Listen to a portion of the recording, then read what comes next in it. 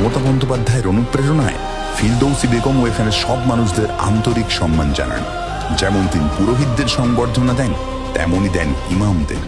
যদি বলি দুর্গাপুজোর কথা, সোনারপুর উত্তর বিধানসভায় যে কটা দুর্গাপূজা হয় তাদের অনুরোধে নিজের সমস্ত দায়িত্ব সামলে গিয়ে নিজের হাতে উদ্বোধন করেন ফিরদৌসী বেগম।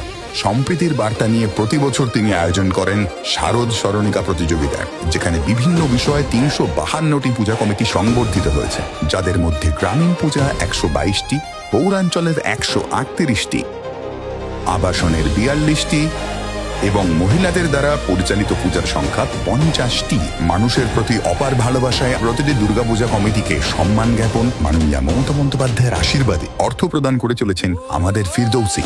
২০২৪ সালে মাননীয়া মুখ্যমন্ত্রী শ্রীমতী মমতা বন্দ্যোপাধ্যায়ের উদ্যোগে রেড রোডে কার্নিভাল হওয়ার পর ওয়ার্ল্ড হেরিটেজ তকমা পেয়েছে বাঙালির সব থেকে বড় উৎসব দুর্গাপুজো। তখন সোনারপুরের মাটিতে জেলা কার্নিভালের দায়িত্বে ছিলেন ফিরদৌসী বেগম। আমাদের দিদি সেনাপতি অভিষেক আর তাদের আশীর্বাদে সোনারপুর উত্তরে ফিরদৌসী বেগমের মতো মানুষ কটা আছেন বলতো? আহা, এখন রাজনৈতিক স্বার্থে ধর্মীয় হানাহানিকে বাড়িয়ে তোলার যুগে এমনটা সত্যিই বিরল। শুধু দুর্গাপুজো নয়, রান্না পুজোয় আমাদের বিধানসভায় খেয়াদা ২ ও অন্যান্য অংশে প্রচুর পরিমাণ বাসনপত্র, মাছ, সবজি বিতরণ করেন আমাদের ফিরদৌসী।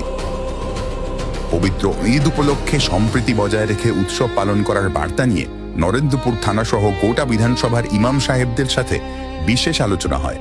তৎসহ সকলকে সম্মাননা প্রদান করা হয়। পবিত্র মাহে রমজান মাসে প্রতি বছর সকল সম্প্রদায়ের মানুষ একত্রিত হয়ে দাওয়াত ইফতার মাহফিল অনুষ্ঠিত হয়। প্রতি বছর ঈদ উল ফিতরের সময় বিধারিকার বাড়িতে অনুষ্ঠিত হয় একটি জমকালো অনুষ্ঠান, যেখানে এলাকার সমস্ত মানুষজন আন্তরিকভাবে আমন্ত্রিত থাকেন।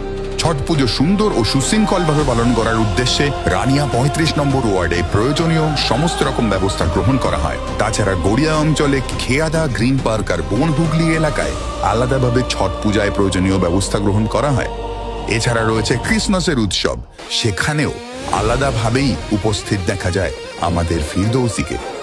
সম্প্রীতির বন্ধনে গোটা সোনারপুরকে আবদ্ধ রাখতে প্রতি বছর আমাদের ফিরদৌসী রাখি বন্ধন ও ভাইফোঁটা উৎসব উদযাপন করেন সোনারপুর জুড়ে।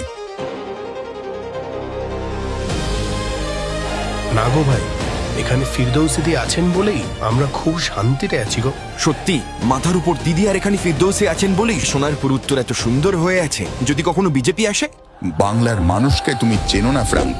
যতদিন মাথার উপর শ্রীমতী মমতা বন্দ্যোপাধ্যায় দিদি এবং সেনাপতি অভিষেক রয়েছেন, ততদিন পর্যন্ত যে সোনারপুর উত্তরের প্রতিটা মানুষের সুখ দুঃখের সাথী হয়ে তাদেরকে আগলে রেখেছে, সেই ফিরদৌসী বেগমের জায়গায় বিজেপি কোনো প্রশ্নই ওঠে না।